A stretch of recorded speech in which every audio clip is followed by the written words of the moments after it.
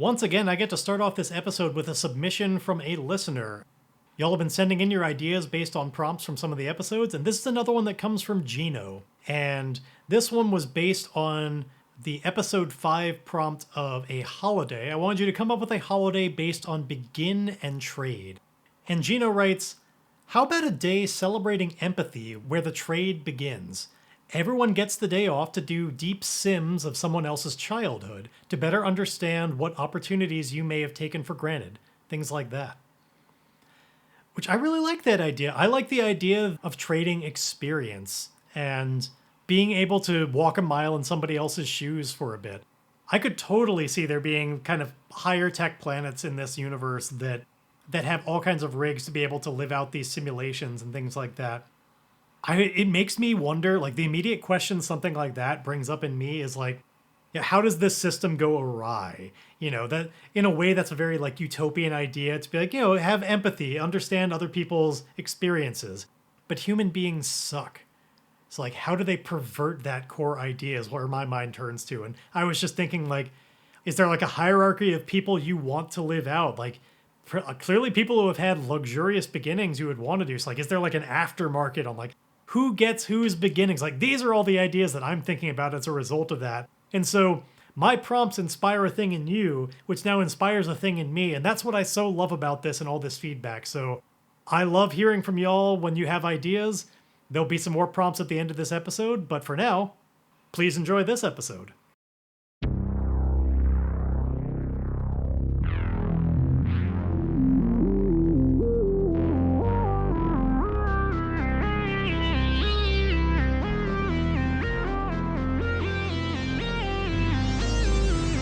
Stranded in space on a ship crashing into the atmosphere of an unknown planet, Emile Spencer knew that the only way to survive would be by his own wits and guile.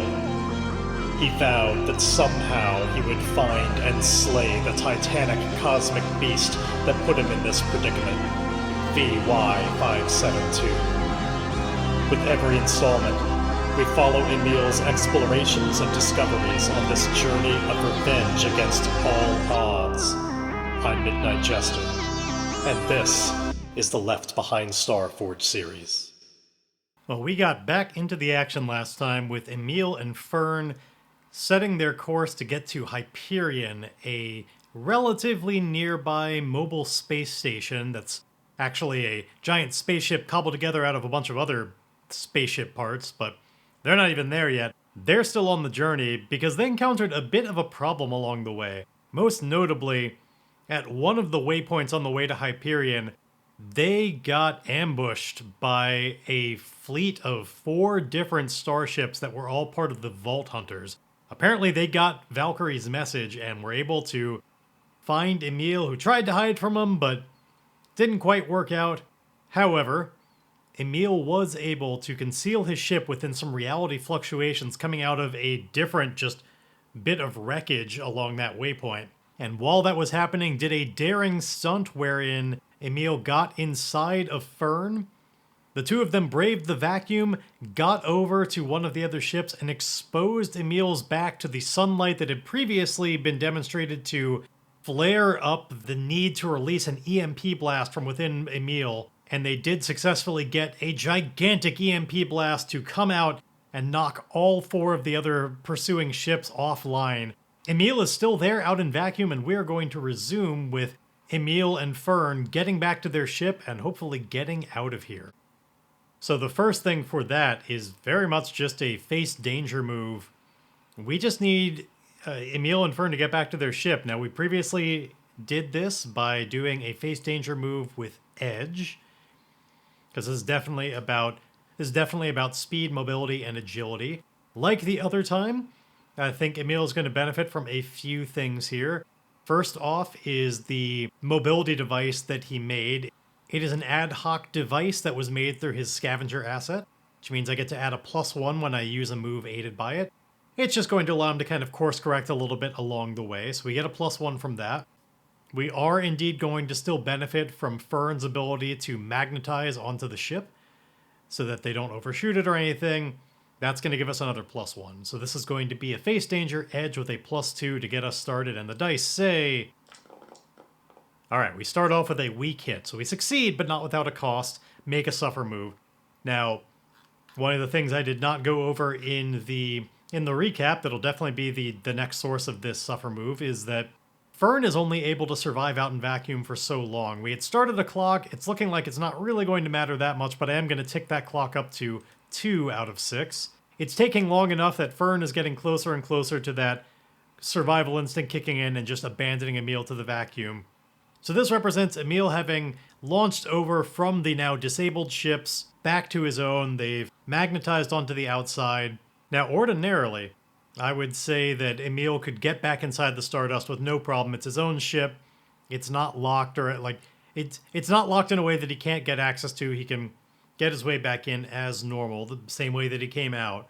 However, before I allow it to be just that easy, in order to make that weak hit count a little bit more, since, yeah, we ticked up Fern's survival instinct clock, but at 2 out of 6, it's just not going to matter, I'm going to ask the Oracle something, because one of the big dangerous things we did in order to keep this ship safe from their fire was Emile had to park it very, very close to some reality distortion coming off of the wreck that was out of here. He had to get closer than he wanted to in order to stay safe, and I think having left it here for a time, it's been, buzzing out a little bit. We need to find out whether or not his ship has been impacted by it in any way, or just the area in general. Is there additional hazard to this area as a result of this thing going off? And potentially even just it expanding, and it's something that Emile would have to negotiate to get around to get through. Let's ask the Oracle if that's the case. I'm going to set this at 50-50, and that's because, yes, Emile did have to get very close in order to do it, but we have observed that he had a way out of the ship without it being a problem before. And so it would have had the influence of this anti-reality sort of chaos field would have to have expanded in order for it to be a problem. And it may well have, but I'm going to set it at 50-50 for that reason. Has the chaos field expanded to the point where Emile has to get around it in order to get back in the ship? They has to negotiate it as hazardous terrain. 50-50 says no. A very solid no at that too. I rolled a 98. So even on almost certain, that still would have been a no. Okay. Well, I thought maybe there was at least an opportunity for there to be a little bit more trouble before we got back in the ship, but if it hasn't expanded in any kind of way like that, again, I don't think anything would really stop Emile and Fern, so they'd get back inside. We can get rid of the survival instinct clock because it's not relevant anymore. They're not out in vacuum. Maybe if for some reason Emile has to get back out into vacuum in short term, I'll keep that at 2 out of 6, but I don't see that coming up.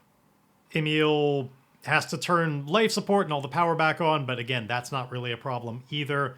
I think at this point he's just free to leave the area. Now, he could try and push his luck and explore the derelict, but that seems like a terrible idea right now with all of those people around. He's just going to take this opportunity that he's worked hard for to just escape. So they're back on the ship. Fern, indeed, unwraps from Emile and kind of it's like shedding a wetsuit. It's a little bit awkward and it takes a little bit of time to slide all the way off because Fern is slow moving. And Emile can't really, help that much. But eventually, he's left back to his own body with just a little bit of a slimy sheen to it. Turns the life support back on, gets in the pilot seat, and let's get the fuck out of here. We're going to undertake an expedition to just continue this along. This time, I think I do have to keep under the radar by rolling Shadow, because indeed he got a little bit lucky, but he doesn't expect that disabling those ships is going to last forever, and he really doesn't want to be tracked. So sadly, we're going to have to do this with my worst stat, Shadow. Thankfully, we've got a nice high momentum right now. So as we undertake this expedition with Shadow, we get... Okay, we get a miss. However, I could burn momentum to turn it into a weak hit. Let's see, what's the difference on those? On a miss, I'd be waylaid by crisis or arrive at a waypoint to confront an immediate hardship or threat, do not mark progress, and pay the price. Whereas on a weak hit, I would just suffer costs en route or face a peril at the waypoint. Honestly, almost even narratively, I feel like I should be resetting my momentum and burning it here. That, like, we worked hard to get to shake those dudes, and we're starting off a new session. I feel like the momentum would be resetting anyway, so let's do it for that reason alone. Also, before I forget, having now, like, braved the vacuum of space together and, like, gotten each other, like, worked together towards a goal, I feel like this is definitely relevant for developing my relationship with Fern. Because one of those is indeed standing with them against hardship. And I feel like that's what we just did by going out in space together and having to encourage each other that we could do it, all of that. So we are going to mark progress on our bond with Fern, which brings us up to 8 out of 10. Certainly considering whether or not I want to just try and test our relationship now in order to potentially make Fern our first full-on bond. No, you know what? I think I would rather... I want to leave that. Let's get the full 10 out of 10, especially since completing a quest to their benefit is one of the triggers on this, and we're getting Fern to their homeworld. Let's hold off. That's the moment for the real bond to happen. So I'm going to leave it, having just developed the relationship. And okay, with a weak hit, we need to either suffer costs en route, which is 1 suffer move -2 or 2 suffer moves -1, or face a peril at the waypoint. I'll be honest, I kind of want to just get to Hyperion and start actually doing that this session, so I'm going to speed this along a little bit and just do the suffer costs en route. They're, like, slightly more boring, but also less standing in the way before we get to the real meat that I want to get to. So let's see. Do I want to make one that's -2 or 2 that are -1? Let's lose some health from our... I'm going to make one -2 move that is directly on the Stardust, actually. The hull integrity is going to go down to 3 because a couple of things happen. First is that I think when we're leaving, like a tendril of the chaos finally reaches out at just the wrong time and, like, actually causes some damage to part of the hull by just changing it into, like, a much weaker material that just, like, ablates. There's almost like a section missing from the hull now, where there's, like, weaker layers that are exposed. It's not open to atmosphere or anything like that. It's still, like, sealed inside, but there's, like, a pretty strong section where, like, it lost some layers. And, like, it's a sizable section as well. Like, if this were a car, like, the back quarter panel is just kind of, like, sheared and bad. And let's find out a little bit more about kind of, like, what more evidence there might have been. Like, how does it look weird and not just damaged? Because this was chaos. So we are going to roll descriptor and focus on this to find out a little bit about, like, kind of the material that it kind of turned into that damaged it. So we've got hidden and connection, which to me sounds like it actually, like, it hid the connections. Like, there are, you know, various rivets and things, like, holding this all together. And perhaps, like, the chaos of it made just, like, the connection points just disappear. So there are sections in the back of this where, like, metal beams are now, like, at weird angles and out of place, and, like, certain parts of the armor plating just, like, popped off and floated away. And, like, so there's, like, a whole area back here that's just, like, it gets sealed, but don't trust it to hold that way. Like, don't do anything too risky right now. Because just, yeah, that whole area, there's just, like, things are held together mostly by prayer right now. But let's find out a little bit about what this waypoint is that we've reached. So first, we're going to roll a space sighting in the Outlands, and we get debris field, frozen asteroids, which that alone could also maybe have done a little bit more of the damage. Like, maybe, let's rewrite it a little bit. Some of the armor plating indeed went away from this chaos because just the rivets that were holding it in place, they disappeared or turned into, like, I see him almost as, like, turning into these, like, little worms that wriggled around until they just utterly exploded in the vacuum because they're just weird biological creatures. And a huge section of the armor plating came off without Emile even noticing it first, I think.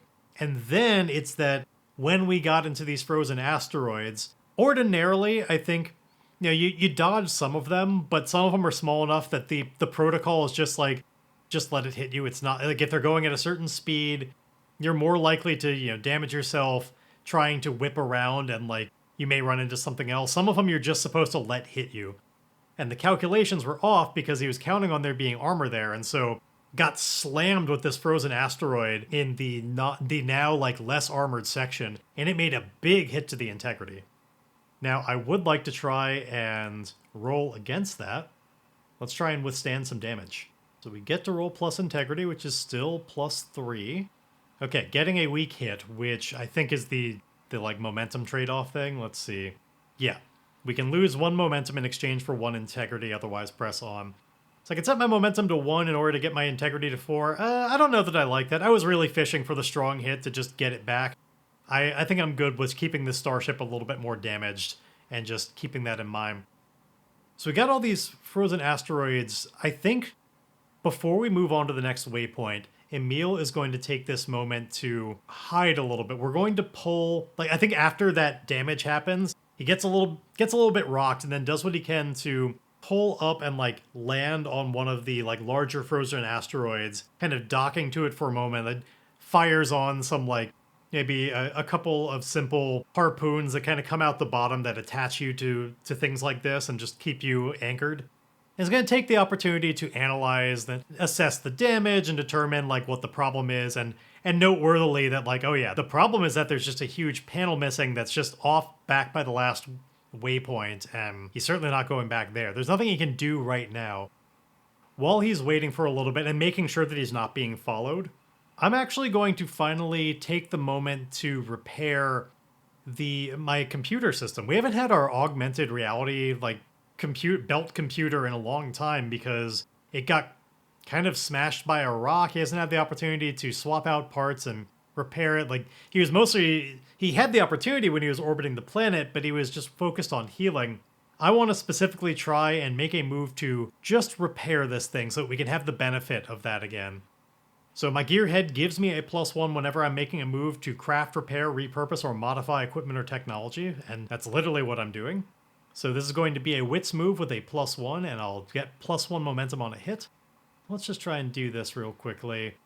This is a secure an advantage move. This is definitely making preparations and just getting back to our best form. So secure an advantage with wits, and I get a +1 from gearhead.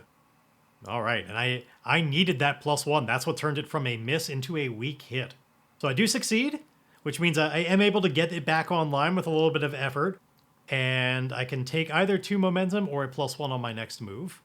Let's have this. This wasn't in service of any one specific move, so I'm going to take this as the momentum. And I think he's able to do that relatively quickly in a matter of like maybe a few hours while having a quick meal break. Emile is having a meal break and just kind of watching the comms. Like this is part of the doing this with stealth. He's watching radar, he's listening to comms, he's waiting to see, has he been followed by these other ships? And I kind of wish that I had like a probe left behind or something, like some camera to be able to tell, like, did they leave or not? Like, we don't know. We left them disabled. We don't know if they've recovered from that yet or not. But eventually he determines that he's not being followed, like they haven't come after him yet. With this just being a bunch of frozen asteroids, he doesn't specifically expect there to be anything worth exploring out here more. So we're just going to try and get to the next waypoint. I think this time, because he's not directly going from the place that they're...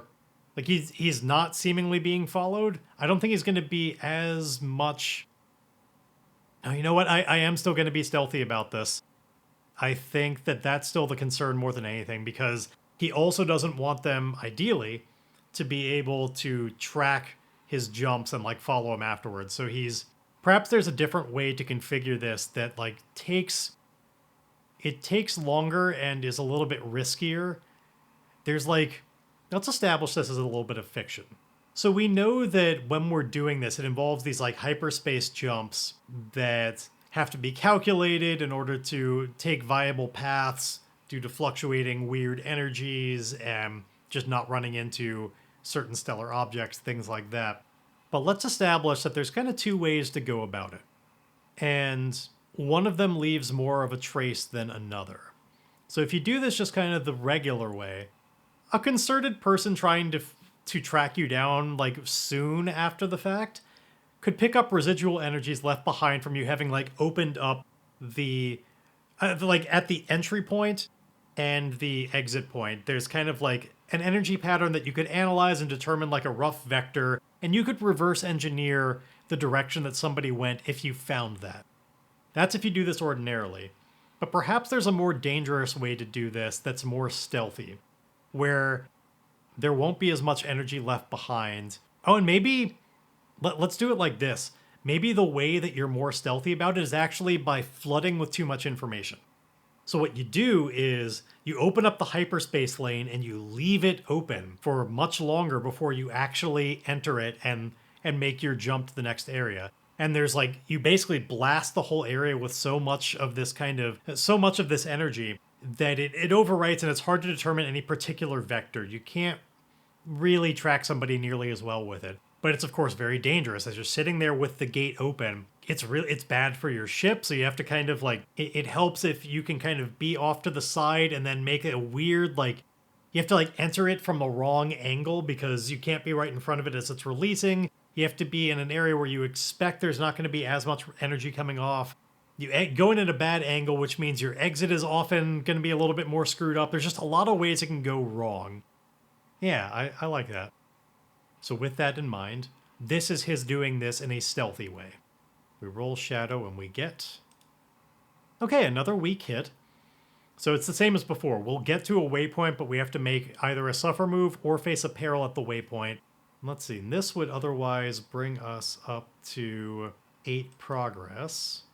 So we're pretty much there. I'd be willing to end the journey here. So I think as a result, let's again just hit this ship that like he's successfully stealthy at all of this, but I want to hammer my ship hard so like that it like really needs some repairs afterwards, because it's just as we were talking about, like it's just so dangerous. I think he's successfully able to avoid getting too blasted by the energy on the entry point, but it's the odd angle that he has to enter in. It screws up the calculations a little bit because theoretically you have to kind of like adjust your angle like right at the last moment before you enter the lane and then close it back up behind you. But he doesn't quite align himself just right, and so he exits a little bit off, and I feel like he's going to crash into something just outside of Hyperion.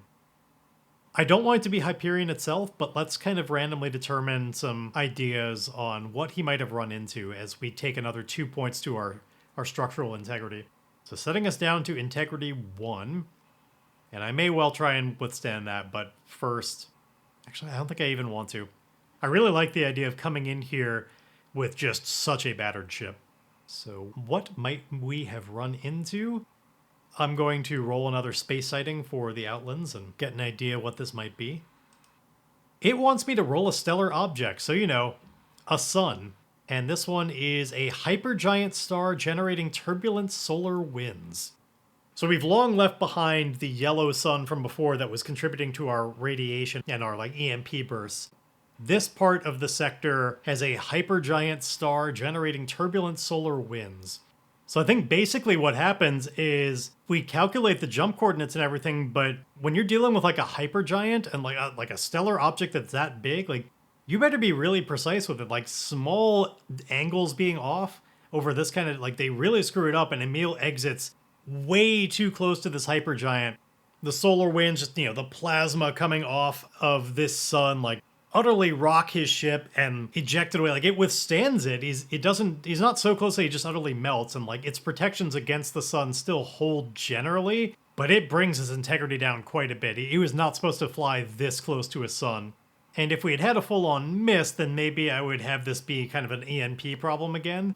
I think he's definitely feeling it kind of welling inside of him a little bit more. Like he's got a lot of exposure to this solar radiation, especially with the solar wind having hit the ship itself. But I think Emile is like, he's kind of able to keep more of a lid on it, breathe through it, and let it just kind of pass back out, almost like through his breath, like where he's getting more familiar with what it feels like to be able to manipulate this energy and either use it or let it go without it welling up to the point where it bursts into a full-on true EMP burst.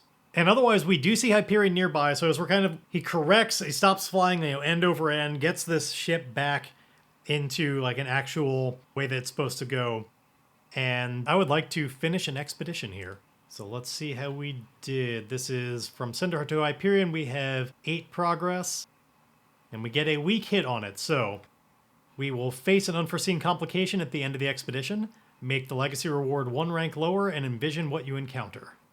So I got the 1 tick on my discoveries. We're not quite there yet. Let's see, what kind of unforeseen complication is there? Perhaps it's just that indeed, like, I described Emile being able to get his ship back into control before reaching Hyperion, but perhaps it's being buffeted by enough of this energy. It's really hard. Like, he's a decent pilot, but he's not that great. He's struggling to kind of regain control. Well, he's also working on keeping this EMP in check. His ship is kind of careening and like flying at really weird, like uncontrollable ways towards Hyperion, and he can't handle all the things at once. So rather than just say that he's able to get the ship back under control, I'm going to make this like a test. Like he needs to successfully pull this off in order to not just crash into Hyperion. And Hyperion will survive it. His ship might not. I kind of want to, for a couple of reasons, some more metagamey than others, I think I want to swear this as just a troublesome vow, like a really quick one, but I want to make it like he's not like right up against Hyperion yet, but he's really struggling to get control of himself and get control of the ship and all of that to not run into Hyperion. Let's swear a vow that he'll get there safely and not cause more trouble to the next community. I think that's kind of the underneath part of it that's important to him, is like first contact with the people of Concord went so poorly, and he vows that he is going to get off on the right foot with the people of Hyperion. And it's just going to be troublesome, and it's mostly about like not crashing into them right now. So it's kind of a 2-part vow. It's like, I'll get off on the right foot with the people of Hyperion by not crashing into their station. Seems like a reasonable thing. Now, I'm certainly swearing it with my connection in the room, but it's not a vow sworn to Fern. Fern doesn't have like a personal stake in this other than being on the ship. So we don't get the +1 from that. We just roll our heart, and we get... Alright, a nice strong hit. So you're emboldened and it is clear what you must do next. Take +2 momentum. Well, the first thing I must do next is actually put this vow in my little tracker. So I will get off on the right foot with Hyperion by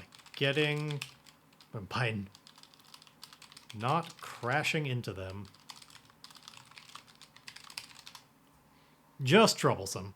But we've done a lot of stuff lately that's not directly in immediate service of a vow, and so like I want to kind of better give myself rewards for the things I'm actually doing, and being more proactively swearing even small vows to kind of what am I actually doing during the session. So we need to get control of this ship. And I think the first thing is that indeed, because we're having so much trouble, rather than just saying Emile is able to just deal with all that radiation and not release it in a burst, I think that's something he needs to actively try and do now. So he needs to calm himself and like find a way to let this energy pass. So this is going to be a face danger move, because what's risky about this is that he's taking the moment to just focus on himself and letting this pass, while not even trying to control the starship, because he can only focus on one thing at a time. And so it's getting closer and closer. Oh, you know what? We should probably, with that in mind, let's put a clock on this vow. A real short one, too. Let's add a 4-segment clock. When it's done, he has crashed into Hyperion. So doing the scene challenge version of Face Danger, he's going to be doing this. I feel like this is about heart again. This is resolve. This is his resolve to just calm himself, be brave, and recognizing that if he does this, he can maybe just release this energy without screwing up his ship. Because he certainly doesn't want to, like, if he EMP'd right now and brought his ship offline, he would have no ability to get control, and he'd just crash into Hyperion. That would be a big problem. So, facing danger with heart. We've got a decent amount of momentum, and that's a decent stat for us. Let's see what we got. Okay, we have a weak hit. So you're successful and mark progress, but also encounter a complication or a setback, envision what occurs, and fill a clock segment. So, indeed, part of it is that we fill the clock segment because we're getting closer and closer. We're not able to get control. We're still careening end over an end, but we're able to mostly get the EMP under control. I think we release most of it okay, but there's still a little bit that comes out a little bit too strong. Maybe there's like a really small blast and like some like specific system goes offline because it's like a really targeted, just like EMP burst in a direction. Let's find out what goes offline in his ship. I'm going to roll descriptor and focus to get an idea of like what piece of equipment nearby Emile, who's currently in the cockpit, he's no longer flying this from medical, what piece of equipment goes offline. Actually, I don't even want to roll it because I just had inspiration for it. So putting that aside, now, as soon as I realized there was something I really wanted it to be, it's like, well, let's just do that. If you want it to be something, make it so. Don't bother with tables if you already have in mind what you want to have happen. And so what it is, it's going to be part of the communications. I think he can still, it's like a really specific thing that goes offline because his radio is still receiving, but like he can't send out communication. So like he's still receiving radio chatter, but he can't transmit. And the chatter that he's getting suggests like they have not actually noticed that he's incoming. The people of Hyperion, nobody has picked up on the fact that he's on kind of like a collision course and careening in, anything like that. He's not getting any kind of like instructions from them about correcting course or anything that you would expect to have happen if somebody from their like comms array recognized this. Nobody from the tower is yelling at him or anything. And he wants to be able to tell them like, you know, Mayday, Mayday, SOS kind of thing. Like I'm struggling, but right now the radio can't transmit. He like pushed the button to try and let them know the advanced warning and that they might need to correct their own course. But when he does that, like sparks come out of the controls and he like leaps back a little bit and goes, oh shit. And like, because it like cinematically like blasts out kind of like a face full of sparks when he hits the button. Maybe even that starts a small fire. I mean, this is just a weak hit, not a miss. No, not a fire. I'm not going to be that mean to myself. But sparks out in that way. He has the focus to now get at the controls, so we're going to try and course correct and like just keep it. Basically, we need to first get this ship to stop just like tumbling end over end and get into like a nice just kind of orbiting path to get onto Hyperion. Now, he can't request access to a landing bay because he can't radio them, but first he'd like to just not crash into them. So let's do another face danger. This one is going to be with Edge. This is all about his mobility and agility through, you know, controls of a starship, but still, I think Edge is going to be the most relevant here. Let's roll that. Okay, we have a miss, but I could turn it into a strong hit with momentum, and you know what? Why don't we do that? We've built up some momentum with like getting our AR system online, so maybe that's why the momentum helps us. So how does our AR help us turn what would have been a miss into a strong hit? Oh, maybe it's just the calculations that it has, where like his computer is able to analyze kind of what it's seeing. It like does some motion tracking on a point of, you know, Hyperion, sees the way it's moving, and calculates from it like here's your current vector. Like, you're rotating on this axis at this speed and this axis at this speed, and like it calculates and then determines for him, in order to course correct, you need to do these exact things at these timings.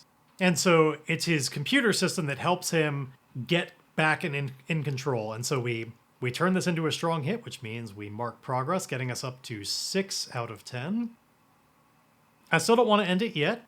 We've gotten to the point where we're not going to utterly crash into it, but considering the vow is about getting off on the right foot, I think that's crashing is only part of it. So we still need to, I think, repair our comms and be able to appropriately request a landing zone, get them to open it up and everything like that. So let's just repair our comms really quickly. So I'm going to use my gearhead here. We're just going to try and repair the radio before we land. We're probably far enough out that they still haven't actually radioed him directly, especially with what we know about this place not having a lot of like centralized authority. They may not have as much of a like fully fleshed out system for the arrival of ships. So let's make our wits move with a +1 from gearhead. I think this one is secure an advantage, but still the scene challenge moves. Actually, no, the clock doesn't make sense anymore. Now that we've gotten control, like we're not going to crash in, so I'm not going to bother with the scene challenge version, just the regular version. Wits with a +1 gives us... Okay, a weak hit. My challenge dice gave me the full range of it. I had a 1 and a 10, which is a shame because I rolled really well. I got a 9, but like just have to roll that 10 on the challenge die. So I succeed, so I either get 2 momentum or a 1 on my next move. Importantly, this means I do repair the radio, and so I can reach out to them. Let's just get the +1 on the next move, which is just hailing them, getting them to open up and receive me as a welcome guest. Which should not be hard. We also determined that they, as a people, are willing to give like sanctuary to basically anybody. They are well established and known for this. But still, with other things we know about Hyperion, there may be some complication on this. Different people might be in contact. So I'm still going to make this as a roll. This is just going to be a compel. I am trying to persuade somebody to basically clear a landing zone for me. It's just going to be a heart roll with a +1 from our last move. Getting another weak hit, so they'll do what you want or agree to your conditions, but their agreement comes with a demand or complication. Envision their counteroffer and take +1 momentum. Let's see, what kind of complication? The immediate thing I think of is that this relates to how the Laztec people are here. Now, if you did not listen to the world building episode, I'll tell you a little bit now about the people of Laztec. Basically, Hyperion is a station that is utterly cobbled together from parts of different spaceships. It's just one big spaceship that travels throughout various regions of space. They take in and give their services of ship repair, shipbuilding, stuff like that. They give sanctuary and services to basically anybody. Now, the people of Laztec are a tech company that had some of their proprietary technology in some of the ships that eventually became Hyperion. And when they found out about this, they basically tried to take over Hyperion, like sue them into like, hey, you're using our proprietary technology, that you need to stop doing that, or like this is ours. Like they tried to come at them through a legal challenge.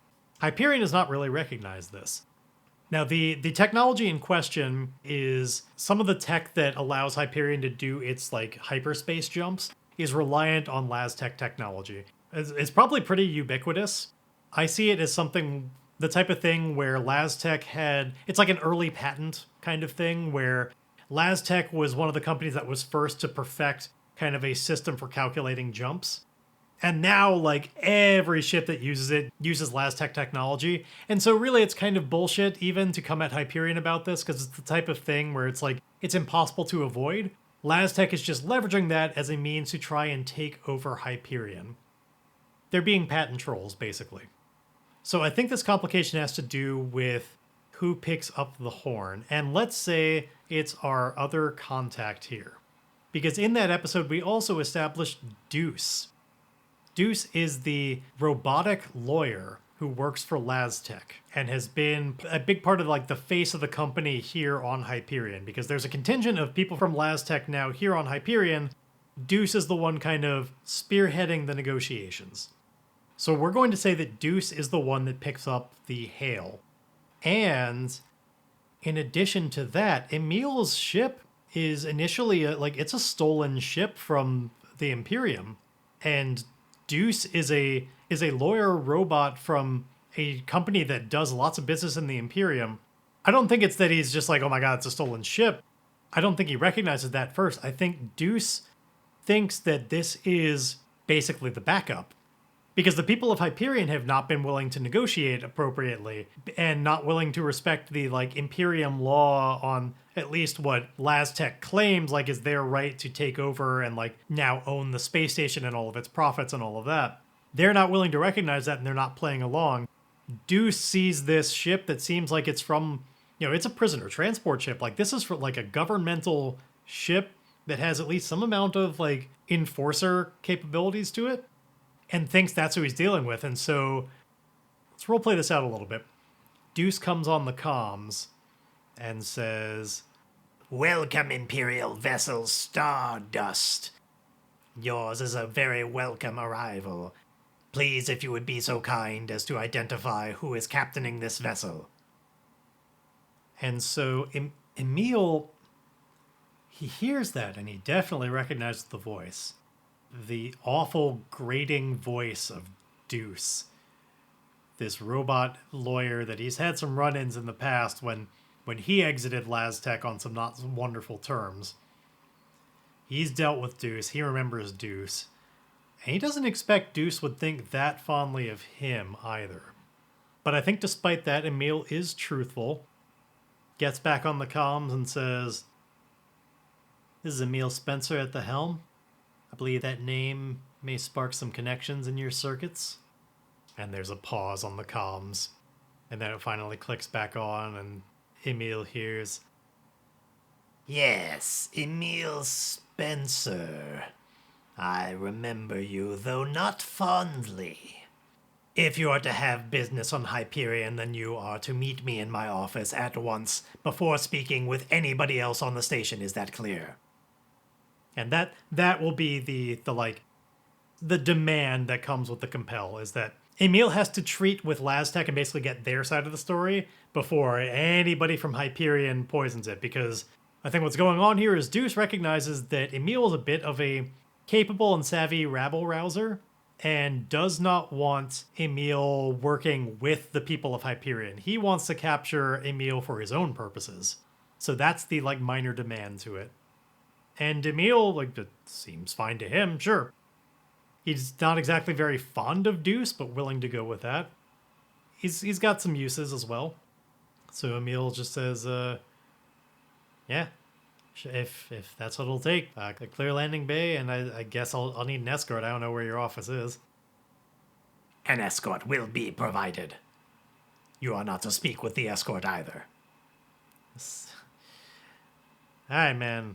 Whatever works for you. Just make sure there's a pad open. And I hope our business is over quickly, because this, as you can probably see, this ship needs a little bit of loving to it. Took some knocks along the way. Really, I can't get anybody started on that before I come to your office? That is a negative. And Emile agrees to it, flies aboard Hyperion, parks it, and there is indeed an escort there waiting. Just some other, corpo person from Laztec dressed up in a suit, brings him along to Deuce's office. And so I will give myself the third hit of progress on getting off on the right foot with Hyperion by not crashing into them. He's landed, he's welcomed aboard. Yeah, it's a little bit weird that he's got to deal with Laztec first, but it still kind of qualifies. I'm going to fulfill that vow and make a progress roll against it. So we got 9 progress on it. We indeed get a strong hit, which means we will get our 1 tick of progress on our quest legacies. Now, thankfully, I was 1 tick of progress away from filling in that box.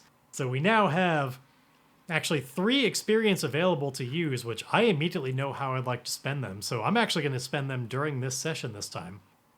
So this time, I'm going to take a new path asset. I want to represent Emile's having gotten better control over this EMP burst thing.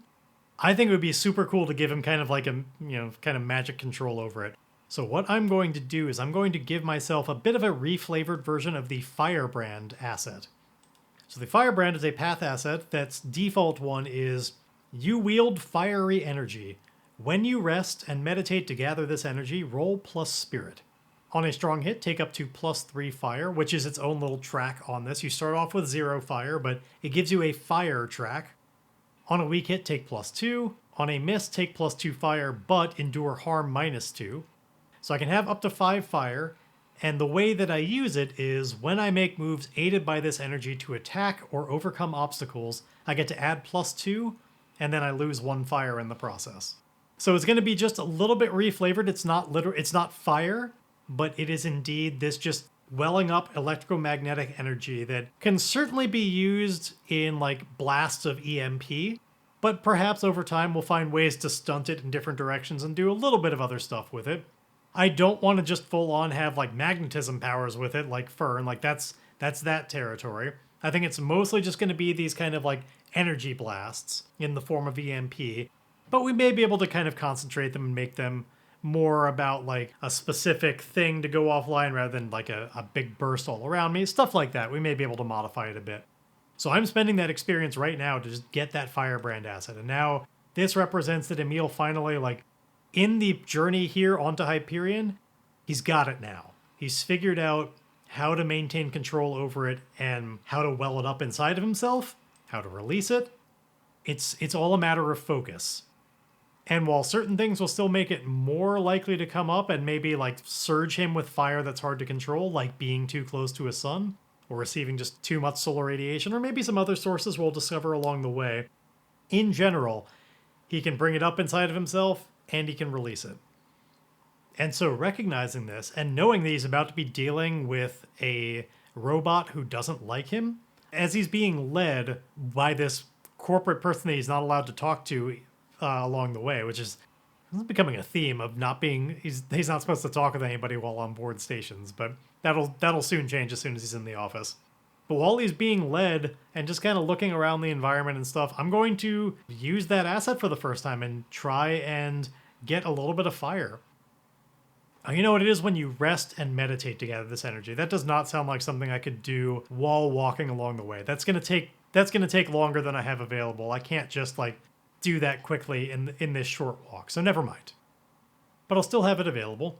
He goes into Deuce's office, which I feel like, let's see, what kind of room was this originally? I am going to roll on a derelict zone for a starship to find out like what part of the ship was this before it became his office.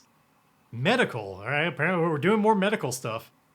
And specifically, so the specific zone within medical is a prosthetics workshop. That's what it was before it was an office. It's some area that was relatively free right now. I think it's still that like he's allowed to use it as a space, but like, oh no, you know what it is? Okay, so ordinarily visitors to Hyperion are just given quarters in like the, visitors area. There's kind of like, there's a lot of bunk rooms and areas where people can visit and stay here and rest for a little while. Deuce didn't want to be in that area. In fact, none of LazTech wanted to be. They moved into medical because, nobody is currently hurt, so like it wasn't really in use. And so like basically the entire medical wing of Hyperion is currently just, that's now the mobile LazTech headquarters. Like all the rooms here are filled with LazTech people. The specific area that's Deuce's office is this prosthetics workshop, and it's got like all along the walls, there's all kinds of different models of like, there's like some work tables with some robotic arms in progress. They're not fully complete. There's various tools around left on them. And one of those has indeed been like moved to like the center of the room facing the door. There's like a couple of them put together to be like a larger, just more like a desk. And it still has like a couple of robotic arms on it. And like it's still there, but they've been moved in such a way to be almost more like decor. They're like on either side of the desk, curved in such a way to look like they're intentionally placed as like design elements. It's not like clutter. All the tools and stuff are off this table and pushed onto another one. These are just pieces of arms, like individual hand components that are like, it's like an exploded view where each part is separated from each other into like a design of it. Yeah, let's have it be that. So it's a robotic hand that's on the desk that's been disassembled and like laid out into like, here's every single component where it would connect in kind of like an exploded view kind of way.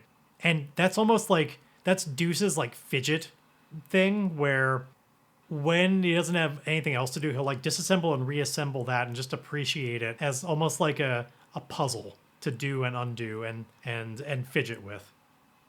So I think there's one of those on either end. And so they kind of look like design elements, but he also messes with them sometimes. And so Emile Spencer comes into the room. The escort says to Deuce, "Well, here's your new arrival." And then gives a bit of a nod and leaves it to the two of them.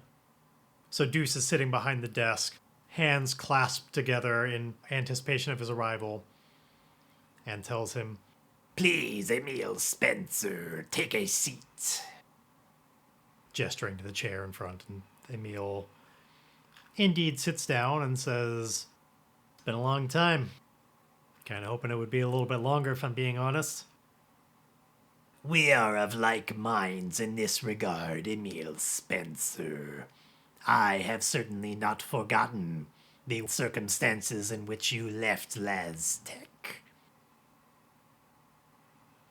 All that being the same, you are certainly a very capable individual in your time observed at LazTech.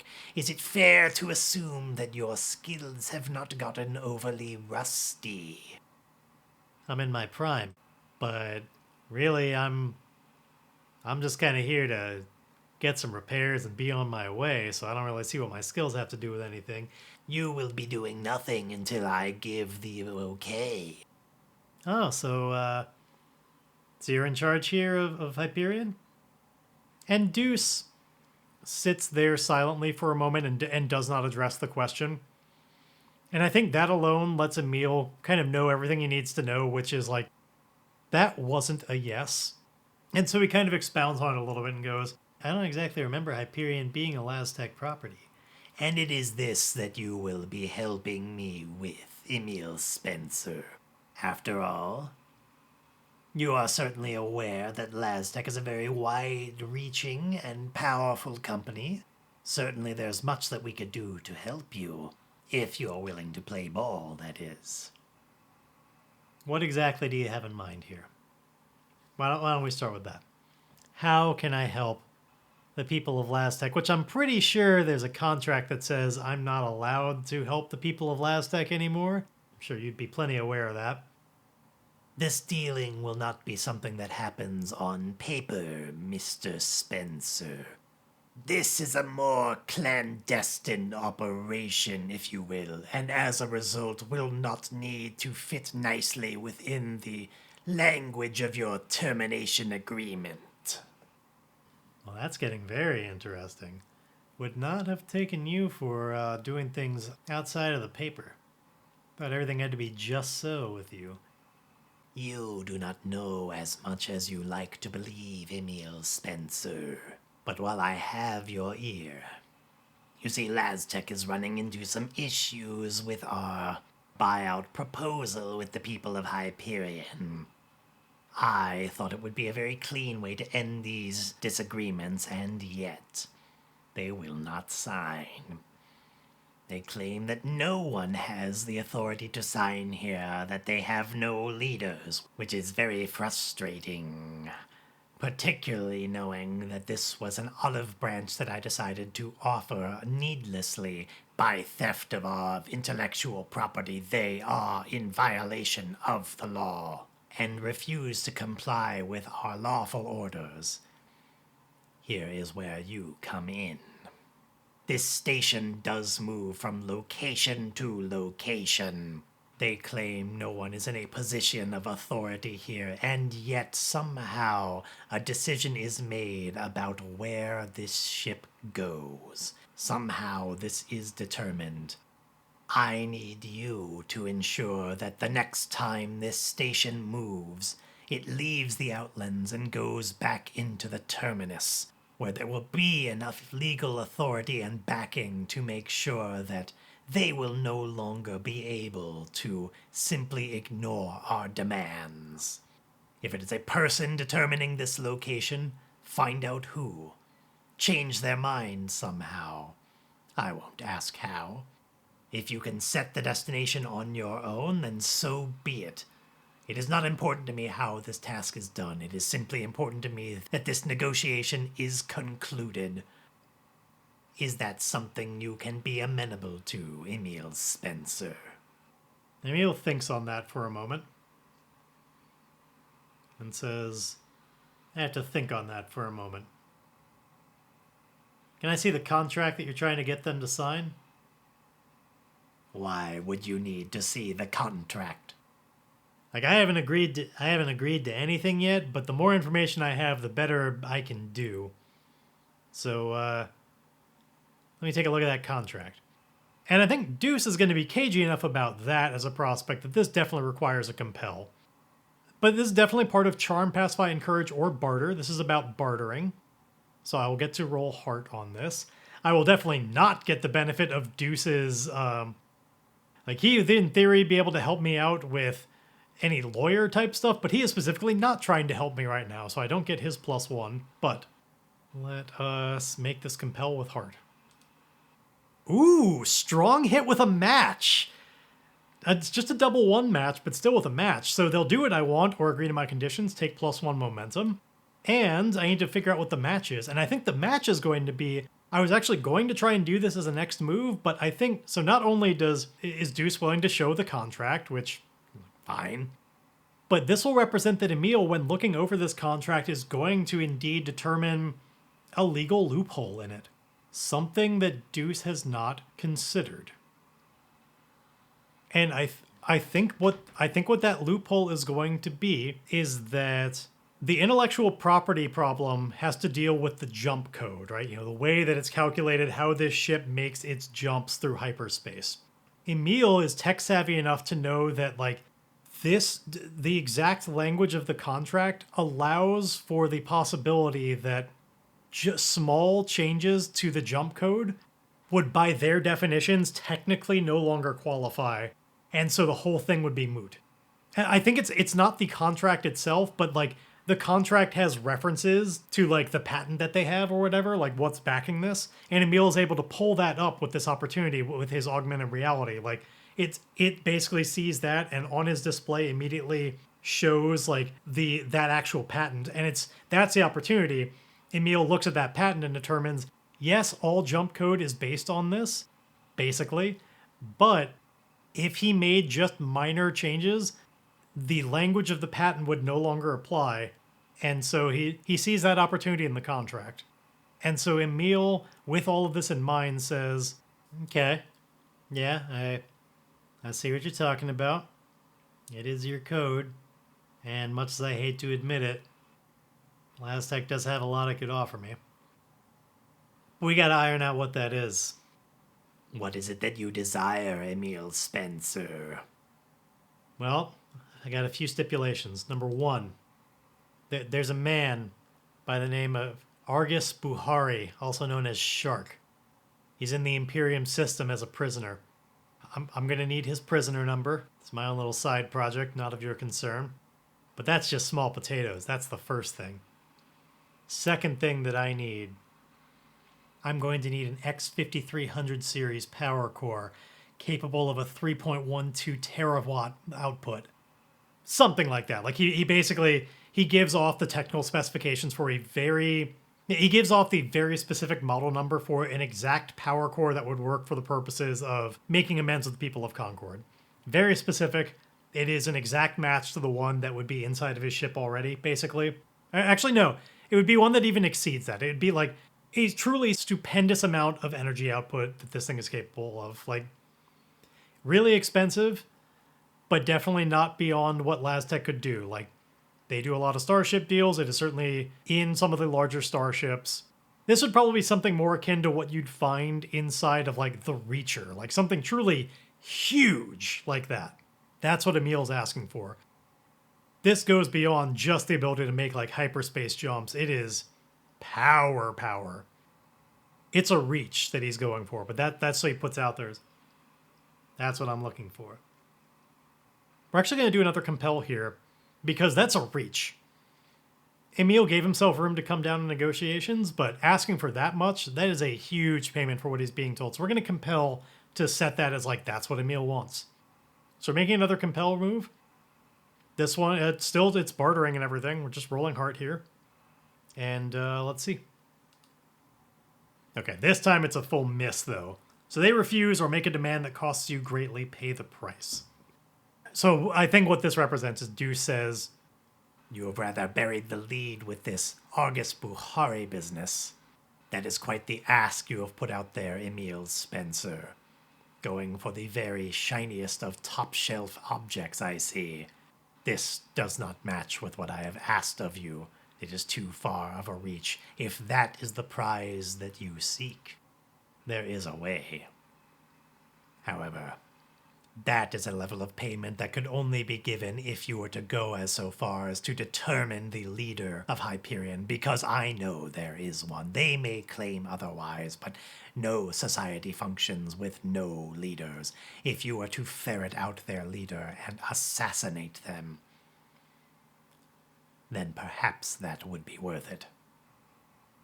I'm just going to make myself lose one momentum on here as representing that Emile is, he doesn't have as much leverage as he thought he did on this.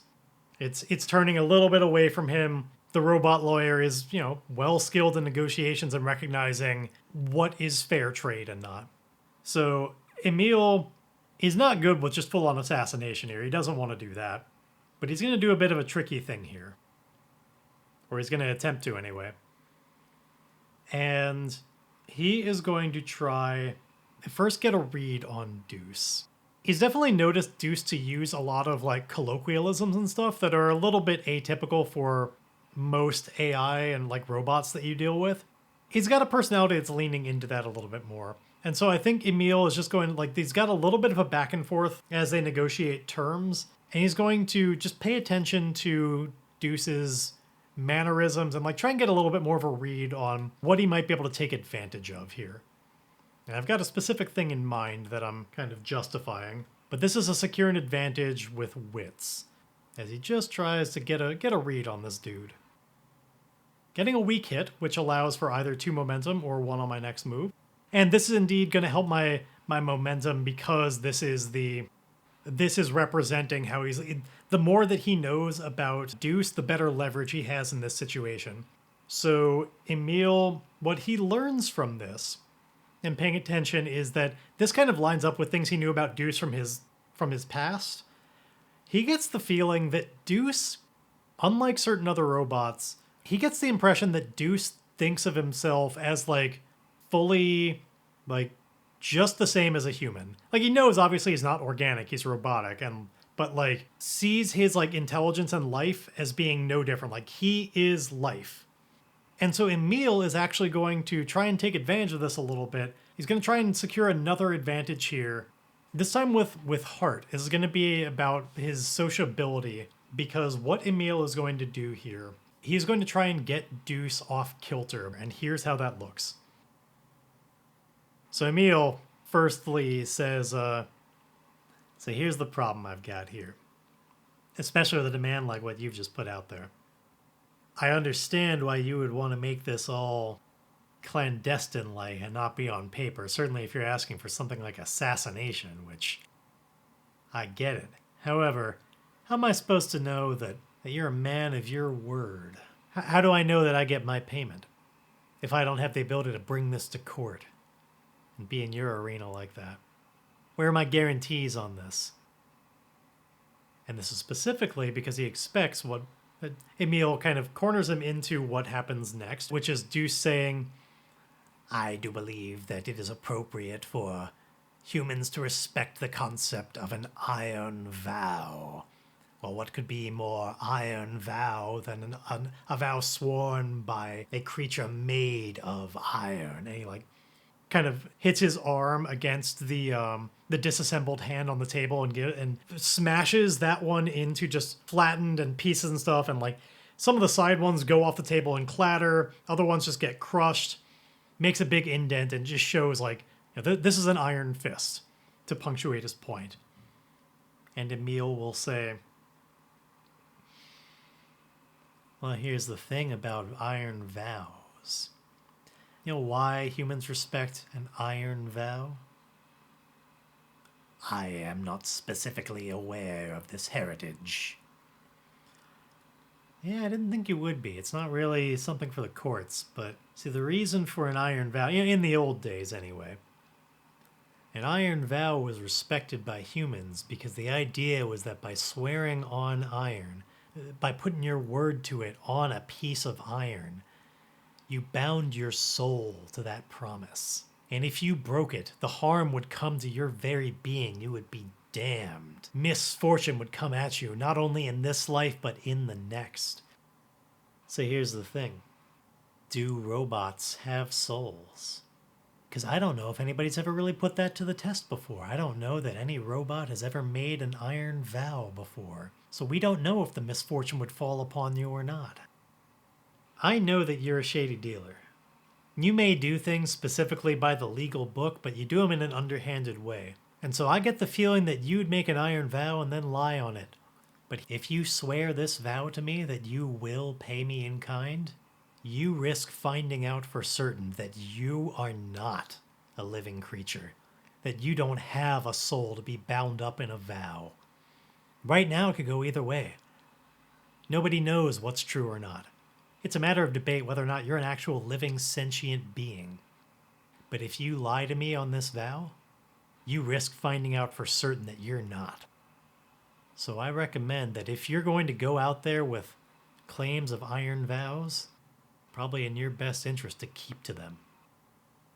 So this, I'm going to do this with heart. I could make an argument for this being about iron because this is a little bit of like an intimidation factor. But this, what's really happening here is Emile is using his sociability and knowing what Deuce wants and like his personality to try and get Deuce off kilter. This is a secure an advantage with heart to see if he can successfully get Deuce off his game and worried about those questions of his own, like, am I really a living being or not? Which, ironically, if you're, like, you've got to have some amount of sentience to be able to have that thought, but it could still get him off kilter. So let's see. Making a secure an advantage with heart. Giving me a weak hit. So I'll again take this as the 2 momentum, as Emile gets more and more leverage on this guy, and clearly it's like he can see the calculations that like Emile knows he's got this guy spinning out about other things. And so here's the moment to try and seize as best as possible what he wants out of this negotiation. And Emile says, all right, so how about we make this official then? We both swear an iron vow that if I am able to finish up this problem here with all these negotiations, that you will pay me the X3500 series, as well as the information about Argus Buhari. And so the way I'm going to represent this is I'm just going to swear that vow now.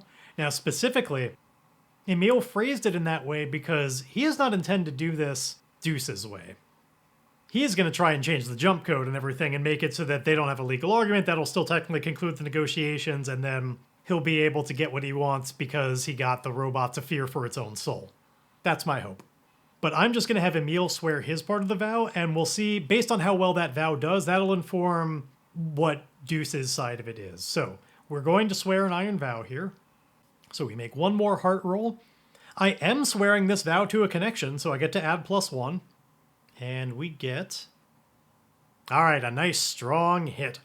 You're emboldened and it is clear what you must do next. Take +2 momentum, setting me at 9. And so I think what that represents is indeed he got Deuce enough off kilter to not recognize, to not be thinking about how, you know, for once, this robot that deals with contract language and everything, Emile got him enough off kilter that he did not recognize that he was swearing an iron vow to such loose, nebulous language. He got outplayed, but indeed, Deuce swears this iron vow. And I think Emile swears this vow. This is the first time we see him swear it on iron, because Emile puts his hand on top of Deuce's fist that is still sitting there on the hand that was crushed. So it's like a stack of 3 hands right now. Human, then fully formed robotic hand, then crushed robotic hand. All on top of each other, making this vow together. If it were a strong hit with a match, I would have had like mystical shit like clearly be visibly happening, but we didn't get the match, so that's not going to be the case. But they're all tied together in this vow. Deuce does indeed agree to it and says, for his part, like while they're in that stack, like, and I vow that Laztec will procure this payment to Emile Spencer in a timely manner. And I think that I'm going to leave timely manner as a little bit nebulous, because maybe if we get like a miss or a weak hit on this vow, it could be related to that. So there's a little bit of a window there. Now, I am going to actually give myself the first tick on I will make amends to the people of Concord with the gift of a power core, because after all those negotiations, Emile has a really good line on getting a substantially good power core. So I'm marking progress on that one. And I'm not going to add progress to I Will Clear Shark's name yet, because I think that one, it's such a minor piece that I'm only going to give myself that progress when I actually get the name. Like that's so beginner level stuff that I don't get progress just for having an agreement to get his prisoner number. So now Emile is all set up with this agreement in mind to, like Deuce gives him free reign to explore the rest of Hyperion and do his job. And so Emile walks out the door, and exactly what he does next and how he's going to try and pull another fast one on Laztec, well, that's a question for next time. Perhaps you were able to tell that some amount of that idea of like how to get Deuce spinning out was going to be... that's an idea I thought about a little bit between last session and this time. I remember being in the shower and like kind of role-playing out a little bit of that speech that Emile gave, and some version of that, as I was just like, that's real. I was just wondering to myself, robots and iron vows and all of that, and it just kind of went off on this little scene. So I was glad to finally be able to play that one out. But on to other business, of course, I've got prompts for you.